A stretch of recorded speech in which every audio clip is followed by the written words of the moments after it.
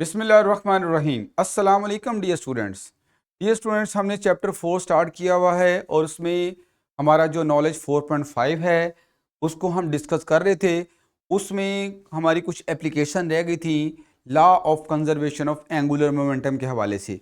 तो उन एप्लीकेशंस को हमने SLO में भी मेंशन है, हमने उन्हीं एप्लीकेशन के ऊपर फोकस करना है।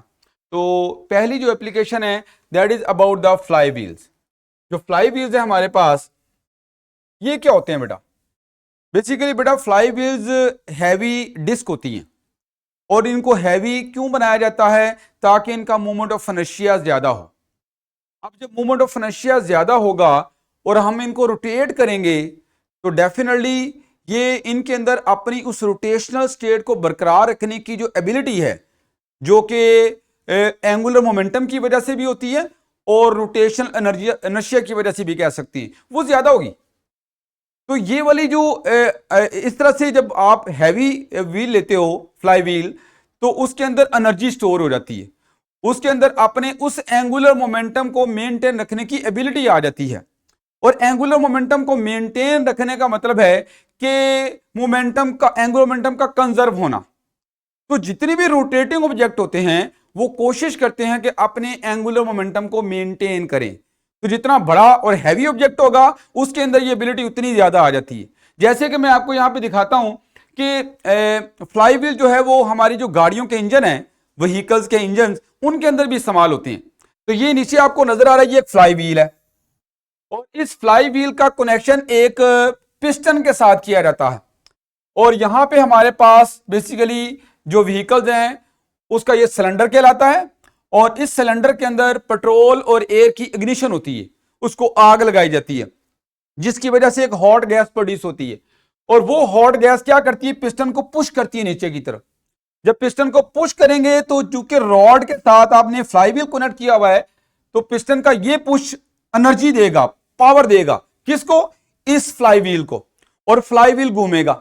लेकिन ये जो पुश मिलता है ये मुसलसल नहीं मिलता, एक खास टाइम के बाद मिलता है।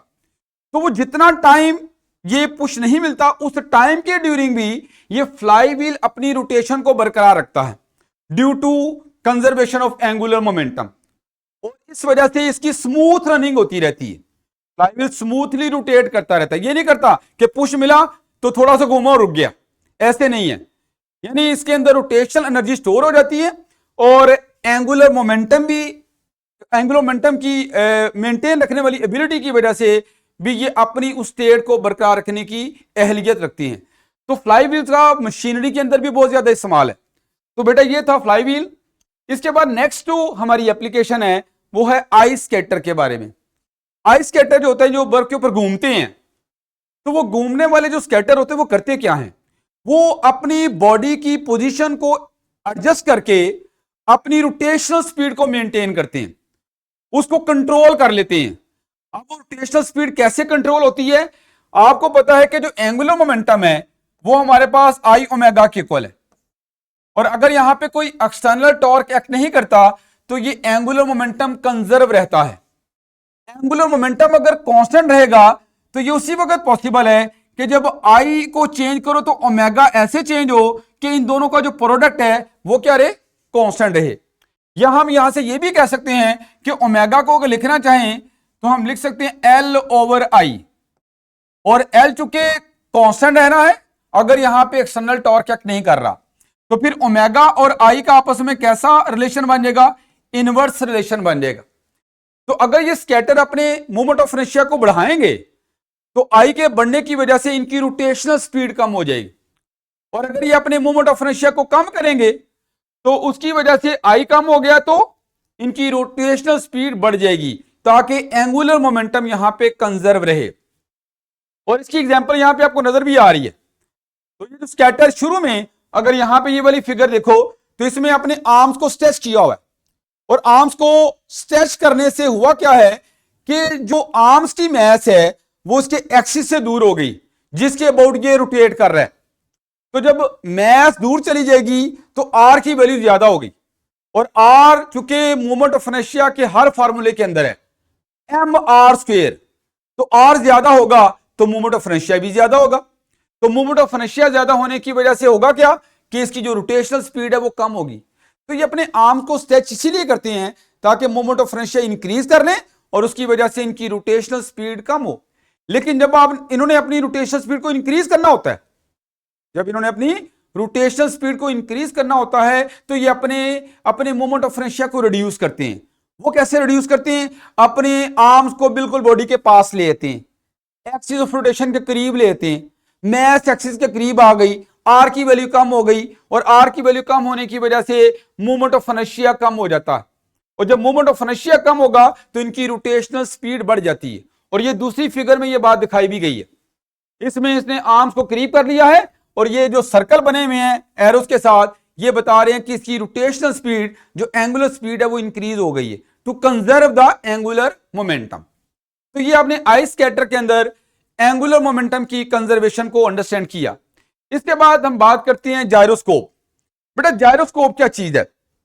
जायरोस्कोप भी एक डिवाइस है, just like a rotating disc. यह एक रोटर होता है। अब ये रोटर का क्या काम है? बेटा एक बात आप याद रखो, जब भी कोई ऑब्जेक्ट रोटेट करेगा तो जाहिर है वो किसी ना किसी एक्सिस ऑफ रोटेशन के अबाउट रोटेशन रखेगा। और आप जानते हो कि जो एंगुलर मोमेंटम होता है वो किस तरफ होता है? वो भी along the axis of rotation ही होता है।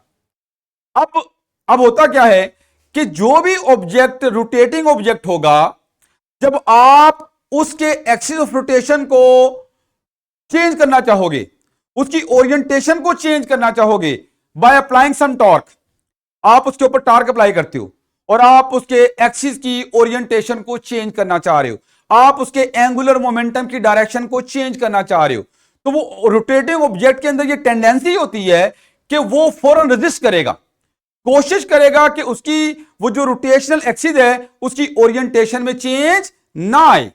और ये रेजिस्टेंस किसकी वजह से आती है? Due to angular momentum. Due to angular momentum, यानी ऑब्जेक्ट कोशिश कर रहा होता है कि उसके एंगुलर मोमेंटम में चेंज ना आए। Even you are supplying some torque, आप टॉर्क अप्लाई भी कर रहे होते हो तो फिर भी वहां पे आपके पास ऑब्जेक्ट टेंडेंसी रखता है। अगर बहुत ज्यादा टॉर्क अप्लाई कर दोगे तो ओरिएंटेशन चेंज होगी, लेकिन उसने रेजिस्टेंस लाजमी देनी है। तो ये जो रेजिस्टेंस वाली एबिलिटी है इसी को हम जायरोस्कोप के अंदर इस्तेमाल करते हैं, जिसकी एग्जांपल मैं आपको देता हूं कि ये आपको एक लट्टू नजर आ रहा है, एक टॉप नजर आ रहा है। अगर एक फ्लैट प्लेन के ऊपर आप इसको घुमाते हो तो इसका एक्सिस बिल्कुल वर्टिकल होता है। इसका एक्सिस क्या होता है?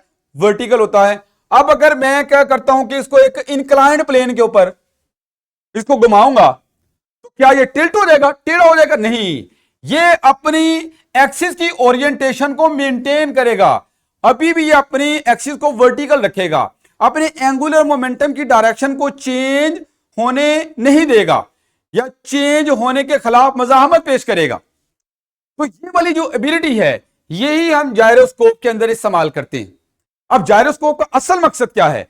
जायरोस्कोप का असल मकसद जो है, इसकी फिगर कुछ इस तरह की होती है जिसमें ये रोटेटिंग डिस्क है और ये एक सर्टेन एक्सिस के अबाउट रोटेट कर सकती है।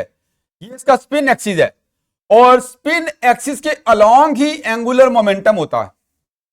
ठीक हो गया बेटा? अब इसको इस्तेमाल कहां पे करते हैं? ये हमारे एयरक्राफ्ट हैं तो एयरक्राफ्ट के अंदर इनका यूज किया जाता है ताकि ये बहुत हाई स्पीड के साथ घुमाए जाते हैं। जितनी ज्यादा हाई स्पीड के साथ ये डिस्कें घूमेंगी, ये जायरोस्कोप घूमेंगे, उतनी ज्यादा अपनी ओरिएंटेशन को मेंटेन रखने की एबिलिटी आ जाएगी।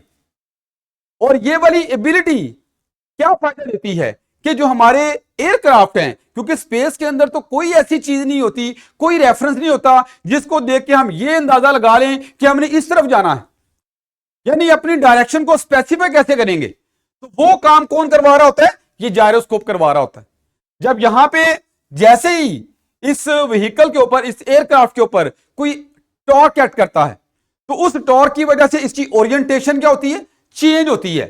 तो जैसे जैसे यहां पे दिखाया हुआ है, यहां पे आप देख रहे हो कि ये रोटेटिंग जो डिस्क है इसका एक्सिस बिल्कुल वर्टिकल है, अभी ये बिल्कुल फ्लैट है हमारा एयरक्राफ्ट।